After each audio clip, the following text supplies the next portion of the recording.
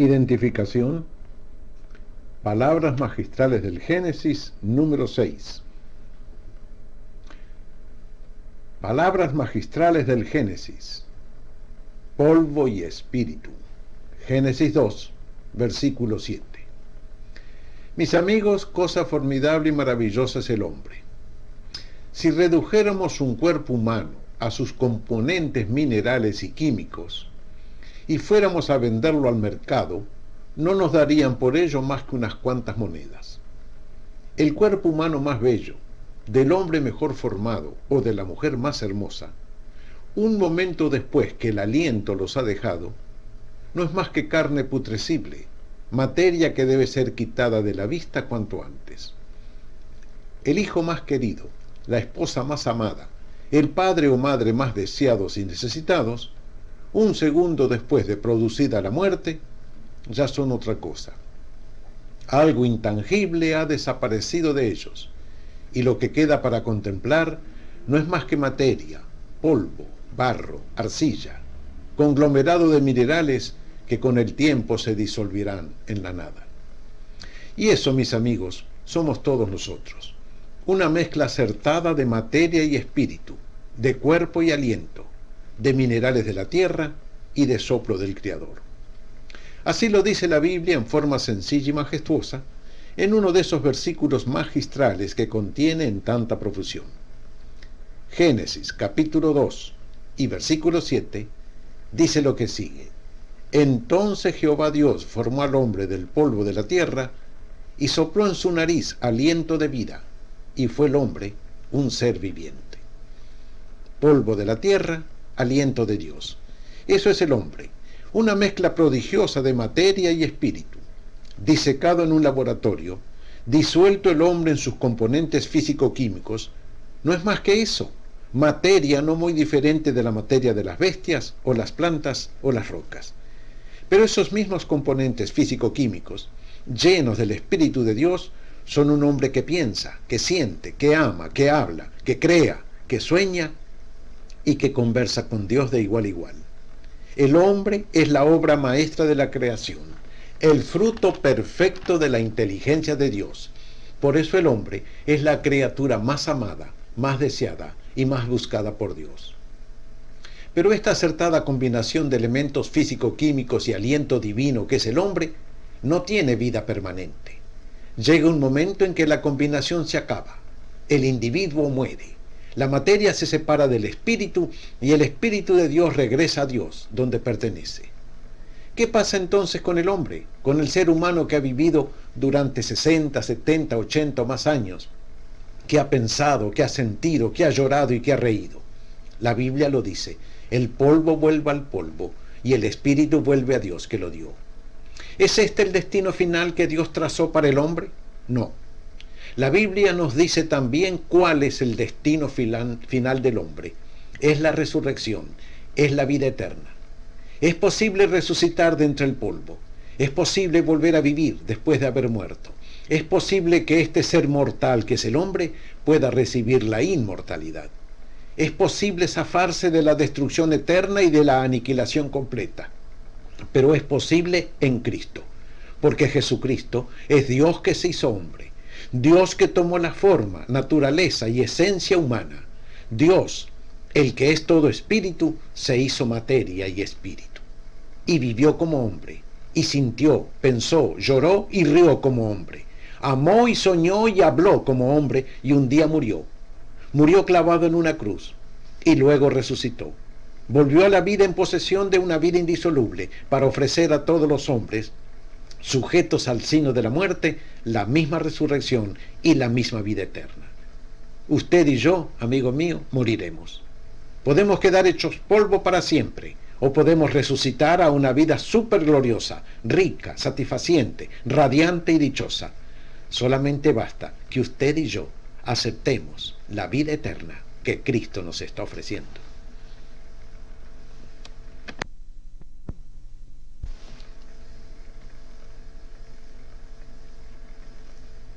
Identificación. Palabras magistrales del Génesis, número 7.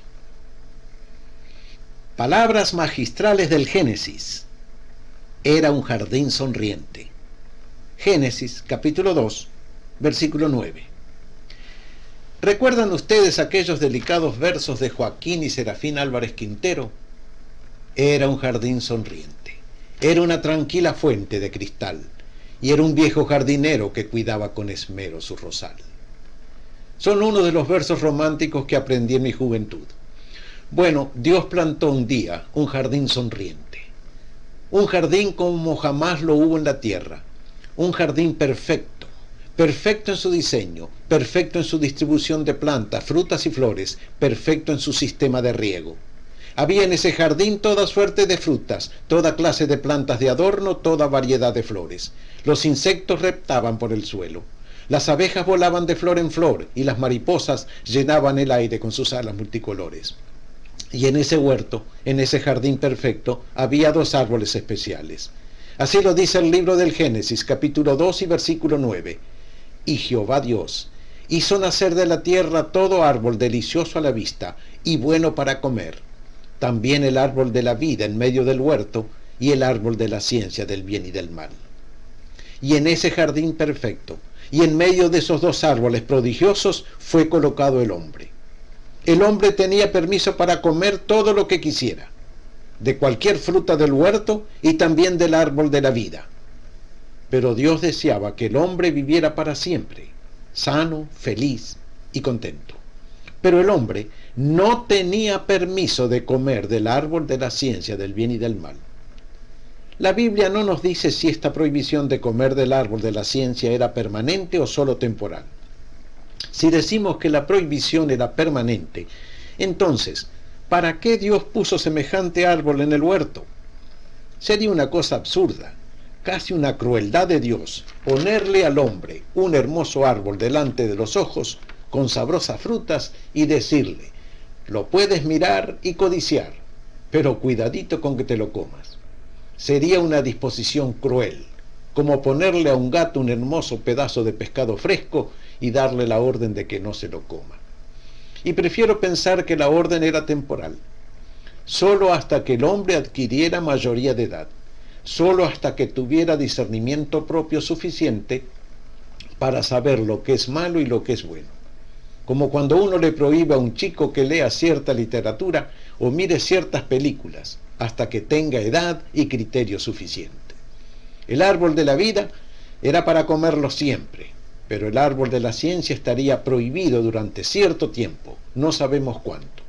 Después, el hombre podría comer de ese árbol magnífico, el árbol del conocimiento, todo lo que quisiera. Porque Dios, mis amigos, había hecho al hombre con un cerebro estupendo y una inteligencia maravillosa. Un cerebro y una mente que deben ser cultivados y desarrollados hasta alcanzar la misma altura de la inteligencia de Jesucristo. Dios no hizo al hombre con derecho a comer solo del árbol de la vida y nunca, nunca comer del árbol de la ciencia. Si así fuera, entonces el hombre estaba destinado a ser un muchacho gordinflón, sano, fuerte, lleno de vida, comiendo y durmiendo a gusto todo el día, pero carente de inteligencia y conocimiento. Yo quiero pensar que Dios, después que el hombre adquiriera algunos conocimientos propios, le daría permiso para comer, y comer en abundancia, del fruto del árbol de la ciencia del bien y del mal. Por lo menos, el apóstol Pablo dice en la carta a los Hebreos que el alimento sólido, esto es, el conocimiento perfecto, es para los que han alcanzado madurez, para los que por el uso tienen los sentidos ejercitados en el discernimiento del bien y del mal. Era un jardín sonriente. Qué bueno sería poder comer de ambos frutos abundantemente y a la vez.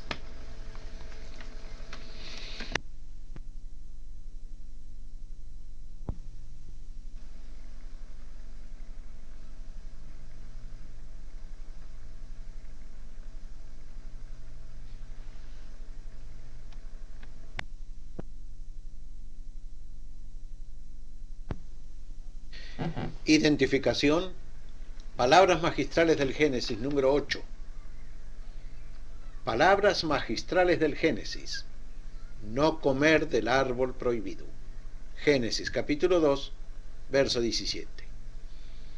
Ayer, mis amigos, hablábamos acerca del jardín sonriente que Dios había hecho, jardín prodigioso y perfecto con toda clase de árboles, flores y frutas. Hablábamos acerca de los dos árboles más importantes del jardín, el árbol de la vida y el árbol de la ciencia. Y mencionamos lo que Dios dijo, que el hombre podía comer del árbol de la vida, pero no podía comer del de la ciencia. Y dijimos que, en nuestra opinión, esta prohibición no era permanente, sino que cuando el hombre, por el uso de su inteligencia y razón, adquiriera ciertos conocimientos básicos, Dios le permitiría comer a sus anchas de todas las ciencias y de todo el conocimiento. Fundamos esta creencia en un hecho incontrovertible. Dios creó al hombre con cerebro, y lo creó también con sentido moral. Cerebro para poder conocer todas las ciencias, sentido moral para poder distinguir entre lo bueno y lo malo. Si Dios no quería que el hombre adquiriera conocimientos científicos, ¿para qué diablos le puso tal formidable máquina de pensar en la cabeza? ¿Para qué le dio tal insaciable sed de conocimientos? ¿Y para qué, en fin, lo puso en el huerto para cuidarlo y cultivarlo, lo que era una manera de ponerlo a desarrollar su inteligencia? En Génesis capítulo 2, versos 16 y 17, tenemos estos famosos versículos. Y mandó Jehová Dios al hombre diciendo, de todo árbol del huerto podrás comer, mas del árbol de la ciencia, del bien y del mal, no comerás, porque el día que de él comieres, ciertamente morirás. Supongamos que, como decíamos ayer, esta prohibición era permanente. Entonces el hombre jamás desarrollaría su inteligencia, su saber y su discernimiento moral. ¿Estaba destinado el hombre a ser solo un mazacote de carne con ojos, gordo, lustroso, mofletudo, sano como un caballo, fuerte como un toro, comiendo y durmiendo a gusto todo el día, viviendo una vida meramente sensual en los 5 sentidos y nada más? De ninguna manera. Tal ser sería indigno del Creador, sería la más absurda creación. Un ser llevando en el cráneo 1,3 kilos de materia gris maravillosa con la prohibición de usarla y aprovecharla. Un ser capaz de pensar, de idear, de razonar, de elaborar pensamientos abstractos, de crear un mundo de matemáticas, de filosofar, de crear una metafísica, pero con la prohibición de hacer todo eso. ¿No sería este un ser absurdo, un adefesio? No, mis amigos, tenemos que hacerle honor a Dios, nuestro estupendo, inteligente Creador. La prohibición de comer del árbol de la ciencia del bien y del mal era solo temporal, solo por un tiempo, hasta que el hombre, ejercitando y desarrollando esas mismas facultades intelectuales y morales que Dios había puesto en él, se capacitase para comer a sus anchas de todos los conocimientos de la creación. El error del hombre fue apresurarse a comer lo que por ahora le caería indigesto, como cuando a un chico de 8 años se le hace mirar y leer literatura para adultos. Como no está suficientemente maduro para entender, entonces esos conocimientos le caen mal, le hacen daño en lugar de beneficiarlo. Dios no le ha puesto límites al conocimiento del hombre. El apóstol Pablo dice en la primera carta a los Corintios capítulo 2, cosas que ojo no vio, ni oído yo, ni han subido en corazón de hombre, son las que Dios ha preparado para los que le aman. Y aún llega a decir en el mismo capítulo, nosotros tenemos la mente de Cristo. La prohibición de comer del árbol de la ciencia del bien y del mal es solo para aquellos que por el pecado tienen la mente morbosa, pero no para aquellos que tienen la mente purificada por el Espíritu Santo y pueden, con sano criterio y cultura, saber todo y conocer todo.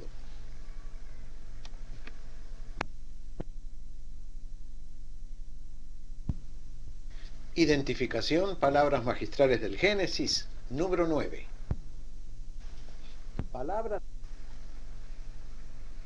Palabras magistrales del Génesis. No es bueno que el hombre esté solo. Génesis capítulo 2, verso 18.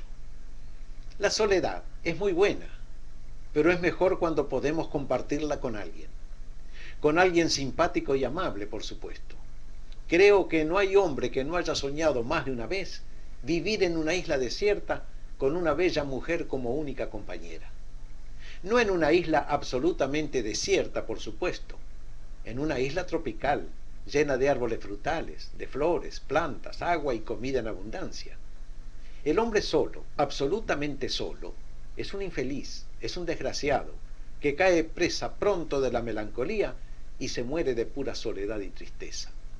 Dios, que había creado al hombre, sabía cómo lo había creado, con qué facultades y con qué necesidades. Y por eso, después de haberlo hecho, dijo: no es bueno que el hombre esté solo, le haré ayuda idónea para él. Entonces comenzó a crear, a ritmo frenético, toda clase de animales y de aves, desde los elefantes y ballenas hasta los más pequeños insectos, y desde las flores más enormes hasta las más diminutas y humildes.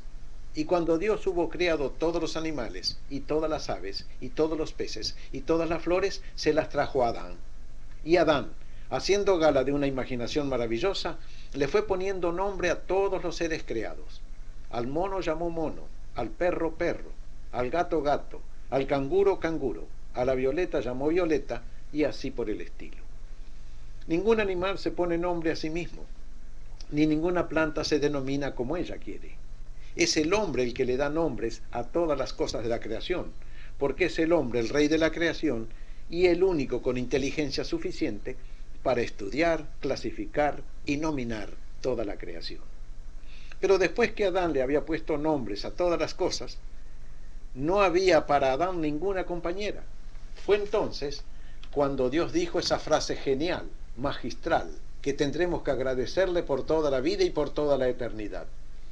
No es bueno que el hombre esté solo, le haré ayuda idónea para él. Y entonces Dios creó a la mujer, hizo venir sueño profundo sobre Adán, y abriendo su costado, supongo que el costado izquierdo, le sacó un pedazo de su cuerpo. Casi siempre se dice que fue una costilla, pero afirman los que saben hebreo que el pasaje original dice trozo curvo, que muy bien pudiera ser un pedazo de corazón. Y de ese pedazo curvo, caliente y viviente de Adán, Dios, supremo artista creador, formó a la mujer, la compañera idónea del hombre, el ser más encantador que existe debajo del cielo, la primera y mayor fuente de felicidad para el hombre. La mujer fue sacada, lo dice la Biblia, del costado viviente de Adán. Por eso la mujer es parte de su cuerpo y parte de su alma. Por eso la mujer es idéntica al hombre, por lo menos en sus virtudes y capacidades esenciales. Adán no podía entenderse, ni tener comunión con los animales o con las plantas. Necesitaba a alguien que fuese como él, que tuviera su misma sangre, que poseyera su misma mente, y que como él tuviera la capacidad de hablar, de sonreír, de amar y de desear.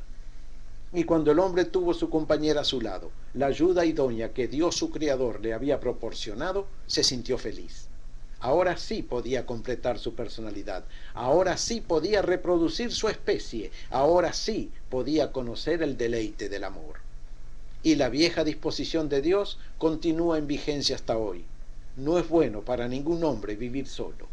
El aislamiento, la misantropía, son cosas negativas. La unión en cuerpo y alma, cuerpo, alma y espíritu con la mujer elegida del corazón, es la verdadera felicidad y la perfecta voluntad de Dios para el hombre.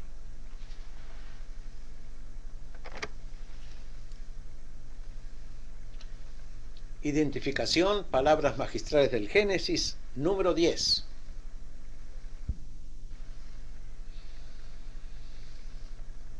Palabras magistrales del Génesis. Una sola carne. Génesis 2, verso 24. La pareja de jóvenes se arrodilló sobre cojines de seda. El velo de la novia se levantó, elevado por una delicada y oportuna ráfaga de aire. Ambos contrayentes se tomaron de la mano, embargados de emoción, y el pastor puso las suyas sobre ambas cabezas. Y enseguida pronunció las palabras emocionantes: yo los declaro marido y mujer, a los que Dios ha unido, ningún hombre los separe.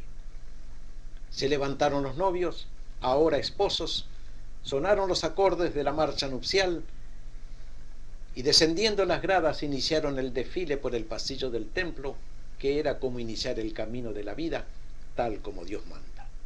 Había sido una boda más, una boda con alegrías y con tristezas, con saludos y con lágrimas, con brindis y felicitaciones, y esperanzas y expectativas. Sobre todos los asistentes a la ceremonia habían quedado flotando las eternas palabras de Dios. Por tanto, dejará el hombre a su padre y a su madre, y se unirá a su mujer, y serán ambos una sola carne. Palabras de Dios que sonaron por primera vez en el jardín del Edén, no bien había sido creada Eva y presentada Adán, y que pueden leerse todavía en el Génesis capítulo 2, versículo 24. Dejar el hombre a su padre y a su madre, y unirse a su mujer, y ser ambos una sola carne. 3 veces se repite en la Biblia esta misma sentencia. La primera en Génesis capítulo 2, cuando Dios establece el matrimonio único como la mejor condición del hombre y la mujer. La segunda en el Evangelio de Mateo, capítulo 19, cuando Jesús tiene que responder a los fariseos una pregunta sobre el divorcio. Y la tercera en la epístola de Pablo a los Efesios, capítulo 5. Y una cosa, mis amigos, repetida 3 veces en la Biblia, tiene fundamento firme. El matrimonio es, pues, institución divina. Y el matrimonio, según lleva la marca de Dios, es único, es eterno, es indisoluble. El hombre está destinado a unirse a su mujer, su única mujer, y ser con ella una sola carne. Es decir, una sola mente, una sola voluntad, un solo destino y una sola personalidad. El hombre no puede hacerse una sola carne con la mamá, o con la abuelita, o con la tía vieja, o con la madrina. La unión con cualquiera de estas mujeres sería incesto. Pero la unión con la mujer amada, la mujer buena y fiel que Dios le da, es perfecta, es hermosa, es conveniente y es la única cosa que completa y perfecciona la personalidad del hombre. Así lo estableció Dios en su eterna y perfecta sabiduría. Dios, mis amigos, creó la palabra matrimonio. También creó las palabras sexo, amor, pasión y deleite conyugal. Pero Dios no creó las palabras adulterio, fornicación, infidelidad, homosexualismo, lesbianismo y divorcio. Estas palabras las ha creado el hombre con sus pecados. Dios inventó el matrimonio, y el matrimonio es, por sobre todas las cosas, unión perfecta, plena y constante de cuerpo, alma y espíritu entre el esposo y la esposa, para que sean para siempre una sola carne y no dos. Cierto es, por otra parte, que Dios, en su infinita gracia y misericordia, está siempre dispuesto a corregir los errores nuestros. Si bien no aprueba el divorcio, tiene compasión para los divorciados. Si bien no aprueba ni prescribe el amor ilícito, el adulterio, la homosexualidad, tiene comprensión para los adúlteros y las adúlteras. Si bien no aprueba ningún pecado, tiene compasión para todos los pecadores. Pero no por eso vamos a abusar de la gracia de Dios. Quede como un monumento eterno para toda la raza humana la perfecta disposición divina. Por tanto, dejará el hombre a su padre y a su madre, y se unirá a su mujer, y serán ambos una sola carne.